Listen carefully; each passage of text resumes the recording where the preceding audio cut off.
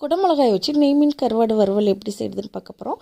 ஒரு பேன் எடுத்துக்கோங்க, அதில் எண்ணெய் சேர்த்துக்கோங்க. எண்ணெய் காஞ்சதுக்கப்புறம் குட்டியாக கட் பண்ண 2 பச்சை மிளகா, குட்டியாக கட் பண்ண குடமிளகா அதையும் சேர்த்துக்கோங்க. சேர்த்து கொஞ்சம் நல்லா வதக்கிக்கோங்க.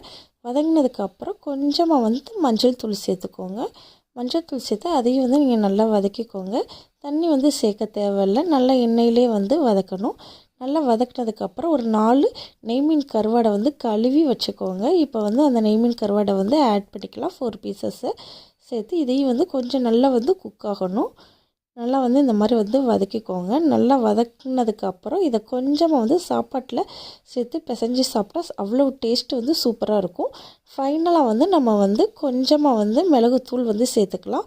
உப்பு சேர்க்க தேவையில்லை. ஆல்ரெடி கருவாட்டிலே உப்பு இருக்கும். ஸோ நீங்கள் உப்பு சேர்க்க தேவையில்லை. அவ்வளோதான், சூப்பரான அட்டகாசமான கருவாடு வறுவல் ரெடி ஆயிடுச்சு.